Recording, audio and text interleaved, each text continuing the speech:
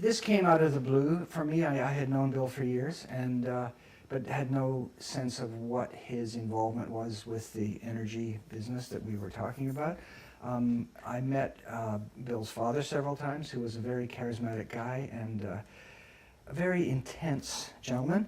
I was introduced to him and then to Iuean Thomas in the hopes that we might make a film together. I was a young, idealistic filmmaker at the time and felt that it needed to be done, this story needed to be told.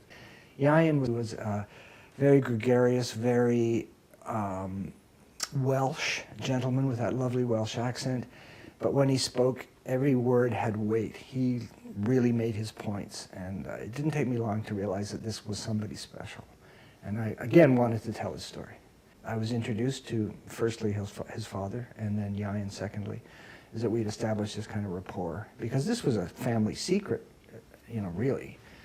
So I was quite amazed at the scope of it. And I had no idea who Bill's father was in the intelligence community, so I learned perhaps more than I should have about who I was dealing with. From my point of view, the potential for the good that this could bring to a world that was just beginning to talk about things like energy crisis, like, you know, and beginning to understand about global warming, the Club of Rome. And I thought, God almighty, you know, here we have this theoretical solution and there's a very real problem, so somebody better talk about it. You know, I felt it was immediately, urgently necessary. We must keep in mind here that we are not dealing merely with a new invention. Our discovery represents a new view of the universe and our place in it.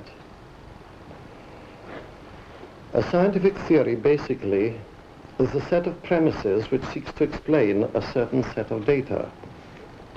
Now, if the data is brought to light or found or discovered which contradicts that theory, we change the theory, not the data.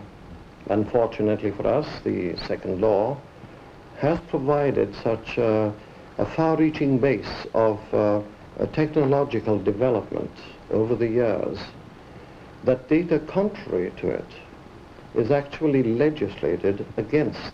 So CBC did it? They did air it. Their complaint, to take it further, was that it was skewed heavily in the believing that this is real versus playing the pro-con journalist approach. So, but, you know, they still did air it. It is irrevocably 100%